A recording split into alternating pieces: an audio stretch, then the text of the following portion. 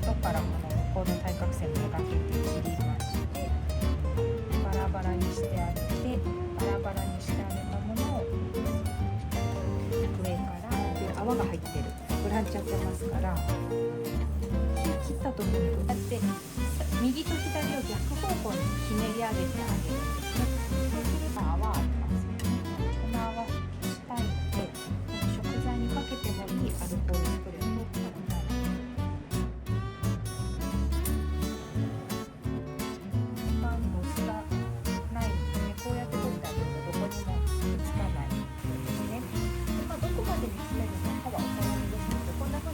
泡が上がるようになってきたらば、もうお好みなんですけれども。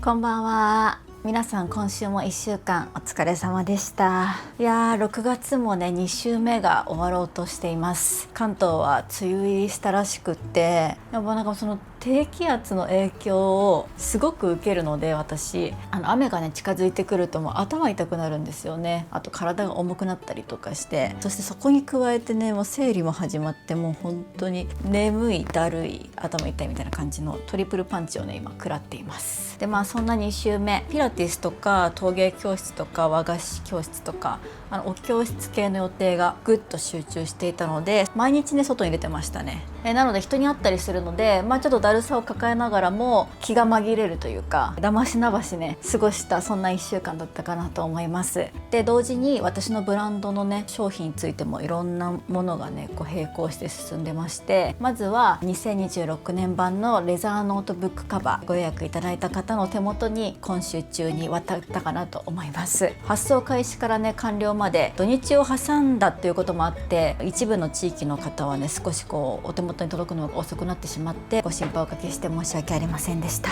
であともう一つ、フィンランド一人旅のジン、これが来週6月15日月曜日から発送が開始されます。6月15日から23日火曜日までの期間にかけて、最初の1万部ですね、初版でご購入いただいた方はこちらの期間にお届けになると思いますので、楽しみにお待ちください。でこれもね土日を挟んでお届けする形になりますので、一応15日から23日の期間に設定はしているんですけど、ちょっとこうずれて少し遅れてしまう可能性もありますので、ちょっとねその辺はあらかじめご了承いただければなと思います。で2すり目1万部以降にご購入された方は7月の上旬以降の発送になりますので、こちらの発送期間はまだね決まっておりませんので、また期間が分かり次第お伝えできればなと思っております。あとはレザートートバッグですね。こちらがね来週販売開始になります。ぜひレザートートバッグ狙ってるよっていう方は来週の発売をねお待ちいただければと思います。今週は本当にブランドのことでねいろいろとこうやりくりしたそんな1週間になりました。でさらにです、今ここに材料が置かれていると思うんですけれども、まだね6月なんですが、去年私がハンドメイドで作ったクリスマスリースを販売したかなと思うんですけれども、今年もクリスマスリースを作りたいなと思っておりまして、今からねちょっと組み上げていきたいなと思ってます。今年はどんなイメージにしようかなっていう、そういうことをね考える時間です。去年は冬のフィンランドをイメージしたちょっとブルー系のリース作ったんですけど、今年はねこうガラッと変えてティーパーティーっていうのを自分の中でイメージしています。でクリスマスリースをいつも作る時はデザイン案みたいなものを書くというよりかは、この場で即興でというかそういう感じで組み上げていってます。で今からねこれを組み上げていくので、どういうリースが仕上がるのかはちょっとまだ自分でもわからないんですけど、その仕上がったリースそのままそっくり同じデザインを今年の冬に販売できるかというと、ちょっと今わからないという感じですね。去年はねこういう素材を扱っている会社さんのご協力のもと集めることができたんですけれども、今年も同じようにいくのかはまだこれから調整してみないとわからないので、クリスマスリース自体も販売できるかどうかはまだ未定です。したいなと思って動いているんですけれども、やっぱりね難しいんですよね。ハンドメイドで作っていきたいなと思ってて、去年本当に短い時間で頑張って100個作ったんですけど、やっぱり数が少なすぎるのでその分ね原価も高くなったりとかして、販売価格とのねいろいろ調整もあったり難しい部分もありつつ、欲しいって言ってくださる方も去年本当にたくさんありがたいことにいらっしゃったので、なんかレシピみたいなものを作って制作スタッフさんみたいな方々にご協力いただいて数を増やすこともできるんですけど、なんていうかもうこのリースに関しては本当に私のわがままなんですけど、自分で作って心を込めたものをお届けしたい、その気持ちが強すぎて、なので今年はクリスマスリースが販売できるのかっていう、まずそこのねそもそも論のところで今話し合ってるんですけど、でも譲れないんですよねこればっかりは。やっぱりなんていうか動画もそうなんですけど、自分の手で作らないとその心がね人に届かないと思ってるんですよ。私個人的にはね毎週毎週お届けしてる動画も、旅動画は彼にねそのメインカメラを託して彼に撮ってもらってっていう感じで2人で協力してね作ってたりするんですけど、でももちろん編集はさ自分でやってるし、でこういう日常 Vlog はもう本当に撮影も編集も 100% 私で常に全部自分でね管理してるんです。だからこそ新鮮すぎる動画、例えば旅行とか帰ってきて1週間以内に動画上げれたりとか、今週何してたかっていうのも旬のものをねお届けできてると思うし、考えてることもすぐに皆さんにお届けできてると思うから、本当に自分の素直な思いだったりとかその時の悩みっていうのを皆さんと共有して、私の心みたいなものが届いてると思うんですよね。別に私撮影するのプロみたいに上手くないし、こうやって喋るのだって別に得意じゃないけど、でも温度は感じてもらえると思ってるんです。それだけはすごく自信があって、それに近いのかもしれないんだけど、リースも今年の私のムードとか、こういうものが可愛いと思ってるとか、こういうものが好きだっていうのがやっぱ自分の手からじゃないと完璧に 100% 伝えれないなって思ってて、やっぱり手作りするっていうところっていうのはやめたくないなって思って今悪あがき中なんです。なんかそういうのをすごく大事にしていきたいなって最近ね本当に思うんですよ。こういう日常 Vlog とかも長いことやってきて、動画のスタイルもねちょこちょこ変わっているとは思うんですよ。で自分の中でもねやっぱりこうちょっとマンネリしてる時期だったりとか、自分の体調によって動画をね完璧に作れなかったなみたいな日もあります。正直そういう時は作らず自分がいいものを作れるっていうそういう確信を得た時に作ればいいじゃんってね思うと思うんですけど、でもそういう時でもやっぱ止まりたくないんですよ。止まったら自分がいい波に乗ってる時しか動画作ることができなくなって、揺らぎみたいなものが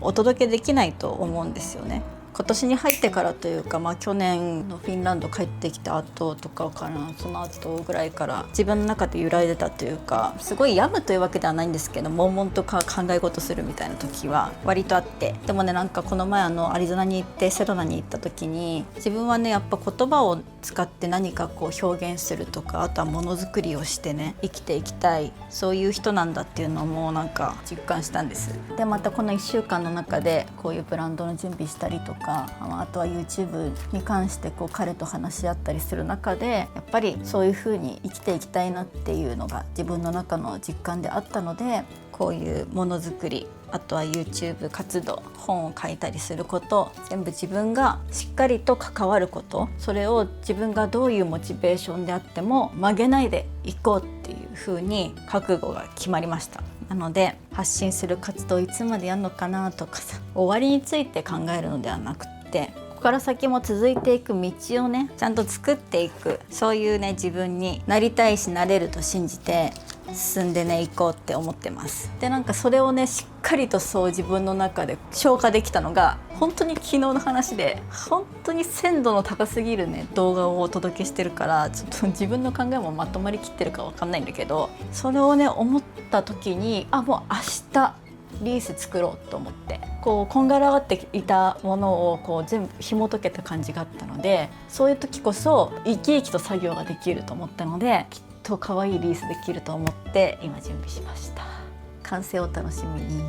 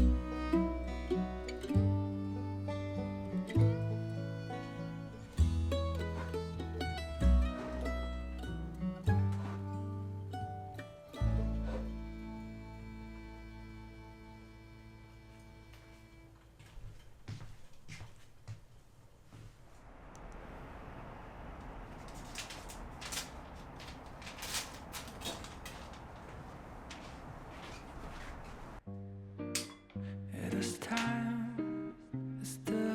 perfect summer night.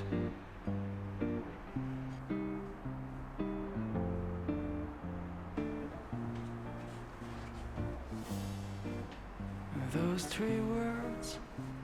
are spelled out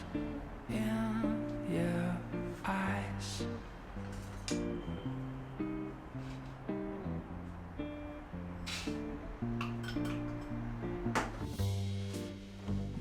before I go on, say something wrong.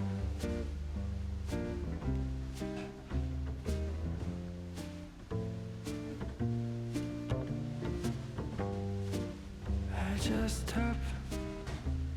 and bite my tongue.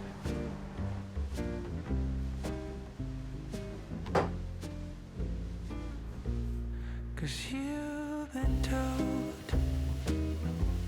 too many times before.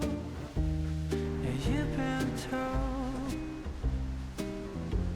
so many times before. So I'm gonna try with something new. And I'll never say that I love you. When the line between us just fades and blurs,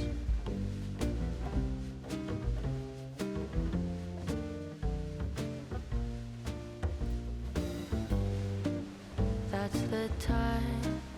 when we just don't need more words.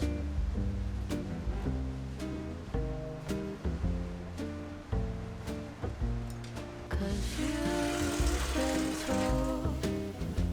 too many times before. Yeah, you've been told so many times before. So I'm gonna try with something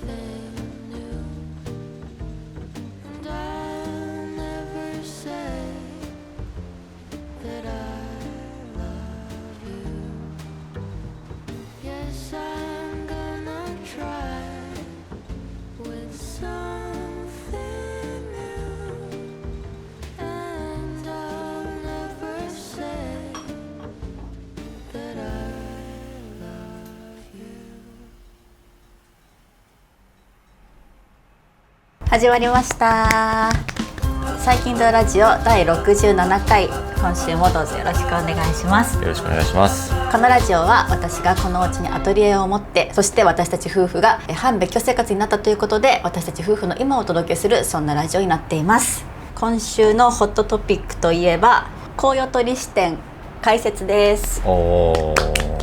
パチパチ。先週もお話ししたんですが、こちら5月22日から発売しているフィンランド一人旅のジン、一人で旅するフィンランド、こちらを販売している中、私たちは紅葉取り支店というものを設けるということを先週話させていただきました。はい、はい、全国の書店さん以外の紅葉取りさんたちが関わっている美容室、サロン、あとはカフェとか雑貨屋さんとか、そういったところでこの本を置かせていただけるっていうところを全国に募りたいなと思ってまして、それを紅葉取り支店と呼んで募集をしたいと思っております。はい、で本日から募集を開始したいと思います。もちろん書店さんも OK で、はい、フィンクヌンクの公式サイトの方のこの一人で旅するフィンランドというところを押してもらうと、一般のお客さん向けのボタンの下に、卸し希望の方はこちらというボタンが新設されています。でそこには Google フォームでいろんな質問事項とか規約事項をチェックするところがあるので、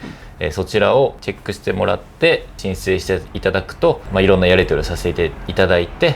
実際に本をお届けさせていただければなと思っております。はい、はい、ミニマム10冊からご希望の事業者さんに仕入れていただいて、でその店舗だったりとかそういうところで販売していただける方を今募集しております。もしかしたらあなたのご近所の方にこういう取り支店ができるかもしれないし、できないかもしれないし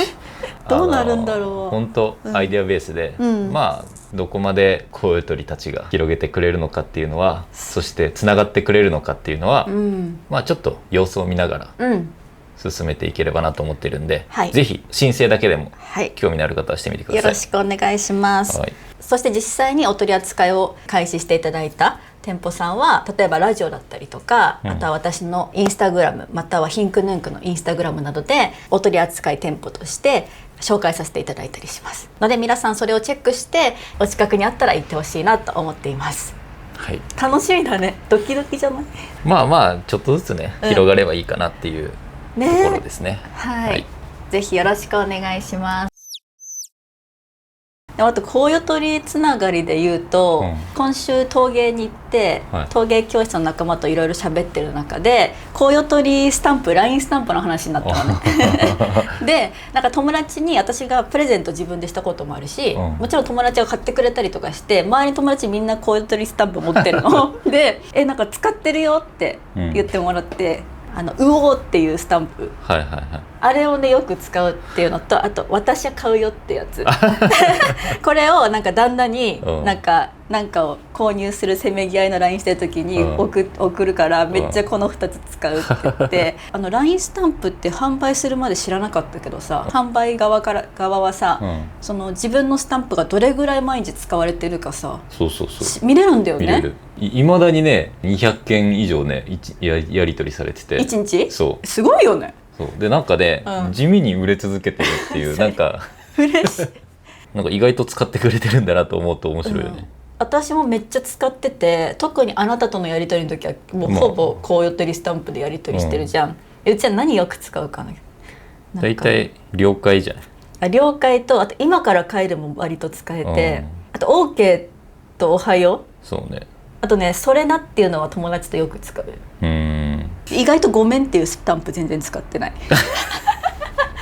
でウオーがこんなに使えるスタンプだと思わなくなかったそうね。第2弾が出るんですかね。なんかその話をさ友達として、第2弾とか作りたいなとかさ、そう友達も含めコウヨトリのみんなが使ってくれてるの嬉しくて、だから次作りたいよねまたね。そうね。逆にさ募集したいよね、こういうスタンプ、シチュエーションのスタンプとかさ。いやいやそれはもうやっぱ自分で考えないと。やっぱりダメだ。自分で考えないとそういうの。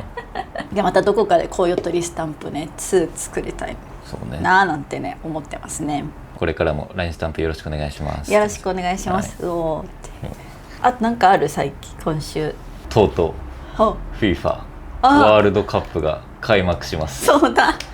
もういやー楽しみそうすぎて。楽しみですね。今回ね、うん参加チームも多くて試合数も多くて、うんもう日本戦以外も見るの楽しみな試合いっぱいあるんで、うん、こっから僕は本当忙しいんで、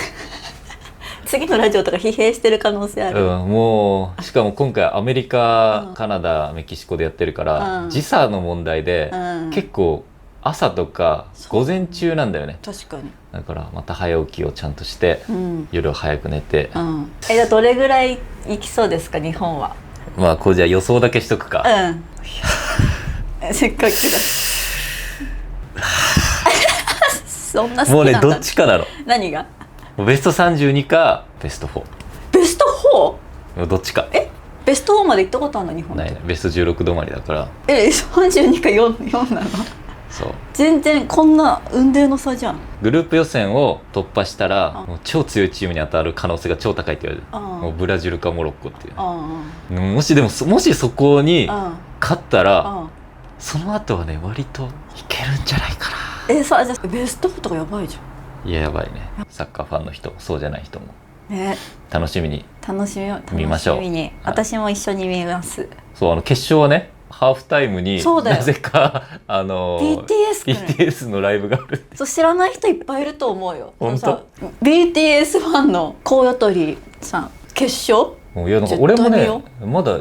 仕組みがよく分かってないんやけど、野球はさ、うんほら1回から9回までさ、うん区切りあるじゃん、うん攻守交代とかで、うんそこでさ CM 出たりさ、うんうんいろいろするんだけど、うんサッカーってさ、うん45分でうん休み15分の45分なの、うんだからさみんなさ連続したプレーをずっと見てるから、うんうん広告とかそういうなんかビジネス上のうん市場規模が小さいんだって、うんだからそういうのをやっぱアメリカでやるから、うんスポーツビジネスっていう観点でいくと確かにバスケのハーフタイムショーみたいな。そうだからハーフタイム15分だけど、うんでもなんか決勝だけはうんなんか30分ぐらい飛んじゃねみたいな話もあって、うんそこでライブやるみたいな。でもよくない？しかも BTS だけじゃないんだよ。 BTS とマドンナとシャキーラとシ BTS。ャキーラもやばいよね。超楽しみなんだけど。ほんとねどうなるか分かんないんだよね。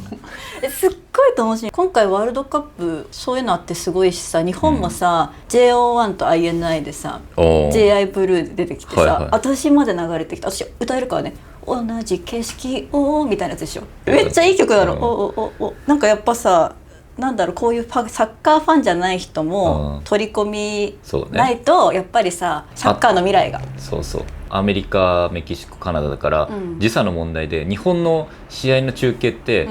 大体午前中ない、そうだ、音ね。だから会社員の人とかって見れないよね。まあ日本戦は結構土日とかかぶってるから見れたりするんだろうけど、本当仕事行く前にちらっと見るとか、だからその主婦層に届けたいらしい、やっぱ視聴率をさ取るためには、だからそういう多分ターゲット層なんだよね。まあぜひね、興味ない人もね、そうだよ、見てほしい。やっぱ大事だよ、ライト層を取り込むっていうのはね。お子さんとライト層と、それでどんどんやっぱ増やしていかないとね。まあ何事もね、そう、サッカーしたいっていう少年たちがさ、少なくなっちゃうわけじゃん、ね。あなたもこれからサッカーをずっと長く楽しく見るためにはさ、素敵な選手がいっぱい増えることが大事。そうですね。なのでね、サッカーそんなに興味ない方、決勝戦には BTS が出てきますのでBTS をめがけてみたら、すごいサッカー面白いじゃんってなるじゃん。そうね、楽しみましょう。はい、祭りですね。祭りですではお手紙を読んでいきたいと思います。宮城県29歳コウヨトリネームピヌンさんからのお手紙です。ミクさん先生、こんにちは。こんにちは。相談です。私は全国転勤型の会社員です。地元は東京で、転勤で現在は宮城県に住んでいます。いつどこに異動になるかわからない働き方のため、人生プランも描きづらく、地域限定職への転換や転職をして東京に戻りたい気持ちがあります。一方で住む場所にこだわることでキャリアの選択肢を狭めてしまったり、積み上げてきたキャリアが崩れる怖さや、次の移動は東京かもという期待もあり、行動に移せず数年経過しています。ミクさんは CA として地元を離れて九州に長く住まれ、先生は台湾で生活されていたとのことですが、お二人にとってやりたい仕事とどこに住みたいかはライフプランの中でどのような優先順位でしたか、ということで。どうこれ私、これ年齢っていうかさ、20代30代ちょっと違かったんだけど、そのやりたい仕事とどこに住みたいかっていうのを、20代の時はやっぱりこうやりたい仕事、例えばその時は客室乗務員になりたかった、そうやりたい仕事のためだったら住む場所はもうどこでだっていいっていう気持ちでいたんだけど、今この30代になったら逆に住む場所から仕事を作っていきたいっていう気持ちになってるから、多分ピヌンさん29歳で、これもなんていうかちょうどさライフステージ変わる30手前って、だからこれ揺らいでるのかなと思ったんだけど、そうね、あなたどう？いやこれね、根本の問題ないけど、この方はね東京が地元なんですよ。あ、そっか。そうだからなんか前も話したよね。そういや、これさ、この気持ちって僕らってどこまでその僕ら田舎出身からするとどこまで理解できるかわかんないんだけど、そうだね、僕らはさ、田舎から出てきて、特に俺なんてちょっとずつさ東京に近いね、じわじわじわじわってきて、なんか今ここに落ち着いてるっていう感じなんですけど、確かに最初に東京に生まれちゃったら、いや確かにその東京に戻るっていう感覚がさ、俺らには全くない。確かにそういう東京出身の人の人生プラン、設計プランみたいなのって確かに想像できそうで全然別物なんだろうなって確かに。俺は台湾に結局丸5年住んでて、別に台湾に住みたいって思って行ったわけではなくて、もちろん仕事の都合上で台湾ってことだったから、もう台湾に行っただけで、なんか確かにうちらは全然理解できしてあげなんかしようと思うけど全然できないのかもしれない。こういうさ全国転勤型の会社員の方って、若手の時はさ、一旦地方に飛ばされるっていうのはさ、定石なわけよね、で東京に次戻れるかもっていうのは、多分、ちゃんとキャリアを積み上げてる自信があるんだと思うよ。ああ、なるほどね、それが分かってるんだね、なんとなく。な気がする、次は東京かもって思えるってことは、俺なら辛抱強く行くな、もうちょっと。もう転職したりしないでね。でもあなたは言っちゃうでしょもう言っちゃう私この29歳っていうのって一番もどかしい時期だったね、そうね自分の中で。なんかもうここでなんか動かさなかったらもしかしたら東京にも戻れずにそうね行くかもしれないっていう恐怖が私の中でブワーって全然違うけどね、ピヌさんとは。でもなんかそういうこのまま行ったらこうなるかもしれないっていう未来が見えた時にうわーってなって、私はさ抜ける側に行った人間だからどっちが正解か分かんないよ。選択できるのどっちか1個しかないから。だから自分の中でこのどのような優先順位でしたかっていうのは最終的にはやっぱりそのどこに住みたいかで私は人生を変えたかな、人生っていうかライフプラン優先したかなって。例えばこの YouTuber みたいなこういう仕事になったのも、あなたがその当時台湾に住んでたから、結婚してじゃああなたの住んでる台湾に私も面白そうだから住みたいなって思った時に、その時やってた仕事じゃ住めないからやめようって思って、新しい仕事変えたから、やりたい仕事っていうよりかはどこに住みたいかで、30歳になる時は選んだね。だけどちょうどこのピヌンさんの29歳っていうのが、確かにどっちに振るかっていう選択の時ではあるよな、でも東京に戻りたい気持ちがありますってもう漏らしてるから、そうねピヌさんはね、だから東京に住むっていうのを視野に置いて、もしかしたら動くっていうのもそれはそれで、そうね、俺も29歳か東京帰ってたの。そうだよ。だから俺も確か20代の時は仕事優先だった、自分がどういう仕事をしたいかとか、どういう成長を遂げたいかみたいな感じで、確かに場所っていうよりは仕事で選んで、でも30ぐらいから、なんで帰ってきたかって、ちょっとそろそろ日本帰りたいなってで同じ状況だよね、別にその仕事が嫌いとかじゃなくし、なんかまだできることあったんだろうけど、もういいかなっていう、自分に自信がちょっとついたっていうのもあったかもしれないけど、ってなった時に30歳ぐらいから居住地ベースでいろんなことを考えるようになったかな、結構周りのやっぱみんな同い年ぐらいじゃん。やっぱ30ぐらいでどこに住む、誰と関わるかで人生決めて、そこから仕事を広げてる人がやっぱめっちゃ多いんよね。関わりたい人間がいる場所に住みたいっていう。確かにその気持ちは日に日に強くなってるかも最近さ俺らもさ、引っ越し考えたりさ、別に東京じゃなくてもみたいなさ、気持ちもあったりしてよく考えるよね、なんか環境とか体験とか、そっちの方の重要性がすごい自分たちの中で大きくなってきたね。そうだよ、どれが正解とかではないんですけど、やりたい仕事っていうのはある程度20代の時にやりきったっていう実感が若干あったりとかすると、次のフェーズはどこに身を置いてそこで自分が何をするのかってなっていくのかな。ちょっとこれは、全国転勤型の小ゆとりさんはちょっとアドバイスあげてほしいよねちょっとどうしてました、って僕らの気持ちとしては、やっぱ20代は仕事、で30代からは自分が住みたい環境、いたい環境のところに身を置いて頑張れることを探す感じだけど、ちょっとまた違うのかもね、もしね同じ状況だったりとか、同じ状況でしたっていう小ゆとりさんにいたら、ピヌンさんにねアドバイスしてほしいよね、今大事な時期っていうかさ、ピヌンさんの中でね、きっとだからいろいろ考えて最適な選択がねできたらいいなって思いますね、どっちでも大丈夫ですよ。そうどっちでも正解なんで、結局ね、では次行きたいと思います。新潟県在住50代女性小ゆとりネームこみちさんからのお手紙です。みくさん先生こんばんは。いつも楽しく拝聴しています。私は今まで気ままな独身生活を送りながら、いつかパートナーに巡り会えたらいいなと思いながら諦めずに過ごしてきました。そんな中、昨年出会うことができ、先日お付き合いして1年を迎えました。私は結婚も視野に入れていたので、付き合いを始めたばかりの頃にいずれ結婚したい旨を伝えて、彼の返答もいいものでした。もうそろそろいいかなと思い、先日結婚の2文字を彼に伝えたところフリーズしてしまいました2人でテレビを見ていた時だったので、彼にとっては唐突だったと思うのですが、事前に伝えていたのにもかかわらず、具体的な話になると急に日和やんと私は思ってしまいました男の人はいくつになっても、結婚の2文字にはビビってしまうのでしょうか。ちなみに彼は同い年ですということです。50代の小ゆとりネームこみちさん、彼にそろそろ結婚かなって言ったら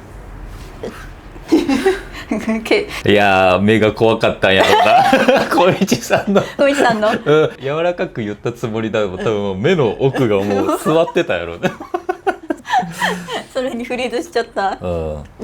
確かに50代になってもやっぱりその結婚の2文字に20代前半の男性とかがさまだ突然っていうのは分かるけどさ50代でもうだいぶさ経験値とか溜まってきてもまだフリーズしちゃうの男の人って一生フリーズしちゃうのかなどうですかちょっとやっぱり多分ね、うんまあこのテーマを多分お話しすると、うん視聴者さんもさ多分女性が多くてさそうだね男はこれだからダメだって思いに意見が多くなりそうなので、はいじゃあここは男を代表してね数少ない小鳥のオス鳥としてね刺される代表うんから言うと、うんちょっと小道さんはずるい女だと思いますね。どういうことピーピーピーピーオス鳥たち僕を守ってくれこれはね、うん心を鬼にして言いますけど、はいずるいと思います。何がずるいのだって最初付き合い始めの時にいずれ結婚したい旨伝えてた、うんその時は「うんそうだね」とか言ってたのに、はいなんで付き合い始めたばかりの頃ですよ。はい付き合う前ではなく付き合った浮かれてる時に言ってくるんですよ。付き合う前に結婚したいと思ってるって言われたんじゃなくって付き合ってから後にに結婚したいと思ってるっうてん、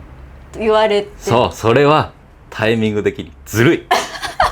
私今50代だけど、うんこれもしお付き合いするうんってなったら、うん結婚をね、うんちゃんと視野に入れてあーお付き合いしたいと思ってます。あじゃあそうですね、ーはいお付き合いしましょあうではないんですよ。これはあなんかいい感じになってあー付き合おうって言ってわけわけやってる時に結婚もできたらいいよねって思ってますその時に男はってねそこでさいやちょっと俺はってそう言えない楽しいもんね男の人が断れないタイミングで小道さんは言ってる可能性があると思いませんか？一番楽しい時うんにパッといつか結婚したいねって言ったら、そうだねって言う以外の選択肢はないでしょ。確かにな、まあそれでもね、うん1年お付き合いされてるってことは、そうだよねお互い小道さんはすごい素敵な人なの、多分いい関係なんでしょう、うんさりげなく言ったつもりが多分ギロンってもう目はもうそれにちょっとびっくりしちゃっただけなんじゃないかなってあって優しく聞いたつもりがもう隠しナイフがここにもう向けられてるってもうここに刃先来てるそう来てるもう血がツーって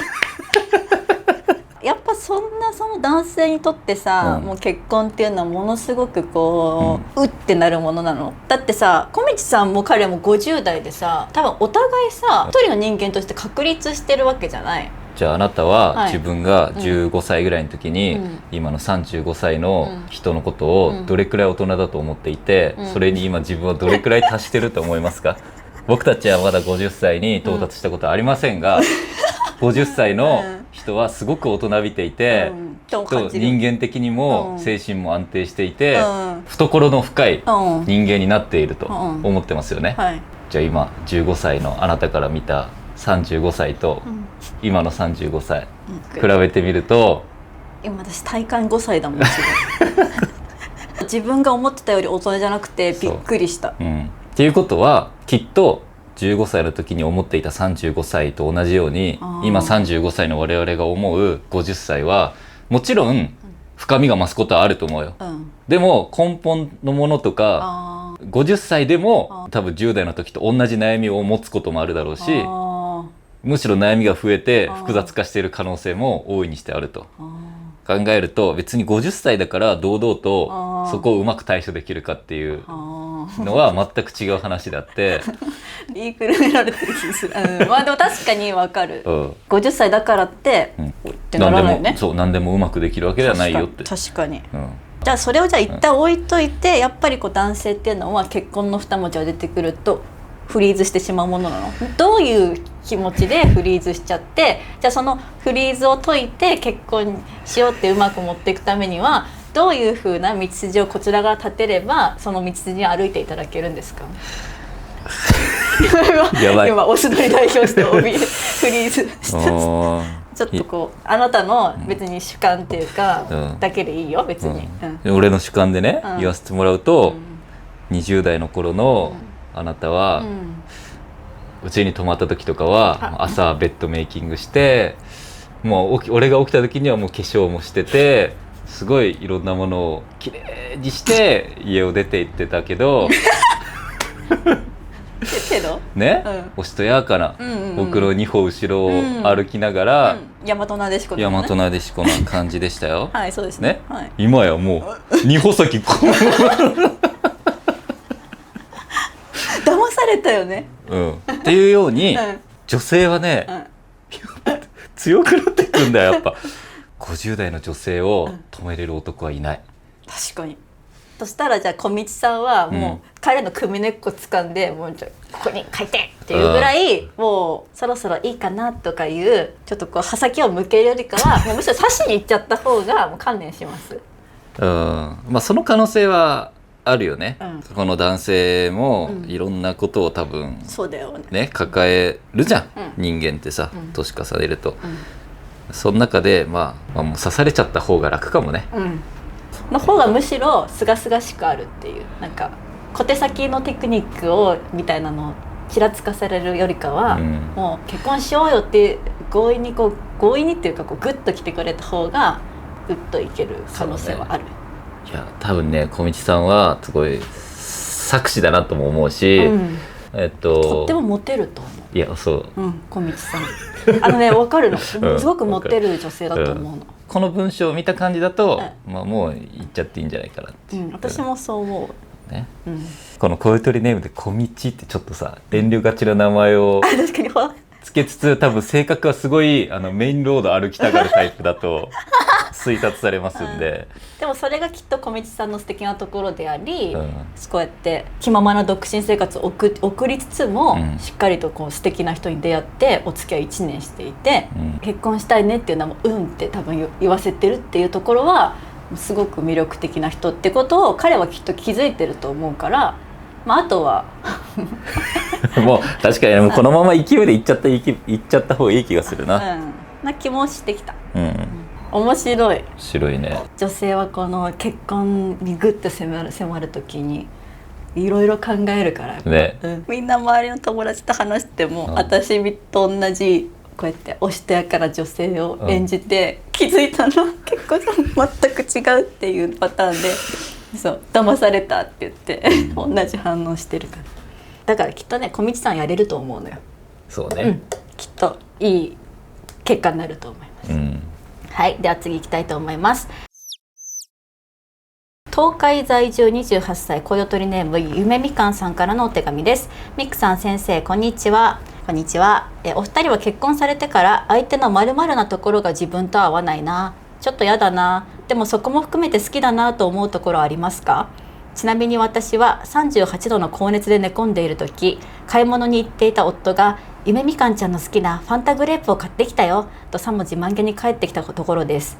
ファンタ大好きだよ、大好きだけどさと心の中で突っ込みました。でもそんな不器用な夫が私は好きなのです。もちろんそこにイラッとすることもありますが、かっこ笑い、お二人の素敵な話聞きたいですということで、私ねこれあるね、嫌ではないけど、あなたのこれに関しては全く理解できないけど可愛いなって思うのが、これ読んでさ考えて見つけたんだけど、あなたの買い物の仕方に関して、あなたはさ私とは違ってネットでさいつもこう好きな服とかいろいろ調べてさ、オンラインで注文して、ウキウキでさ、その注文待って、いざ届きました、履いてみたらなんか入んないとか、なんかお尻周りがパツパツじゃないとか言って、いつも私のそういう効率の悪い買い物の仕方、例えばこういろんな店舗に自分で歩き回って見つけて買うの、ネットで買ったらすぐ買えるのになんでそこでわざわざ買うのとかさ、言ってんのに、自分はしっかり調べた上で何ヶ月も待ったりして買ってんのになんか入んないとか、お直しに行ってプラス3000円かかってたりとか賢いのか賢くないのか分かんない瞬間があって、基本的にあなたの言ってることとやってることって合ってて、うん整合性取れすぎててグーの音が出ないし勝てないんだけど、ことこの買い物に関しては私の方が賢いんじゃないって思って可愛いなって思って見てる。確かにちょっと最近洋服はね、うん失敗しまくってる。履けないズボンとかいっぱいあそういうるもん履けないズボンいっぱいあって、そういう抜けてるところもあって安心するっていう話ある。でも合わないなと思うとこないからね。嘘うん本当に逆になんか自意識ある。あんたいつもなんかうんなんか俺とうん君は違う星の人間だからみたいなあーラッドウィンプスみたいなこと言うじゃん。でも星は全然違うと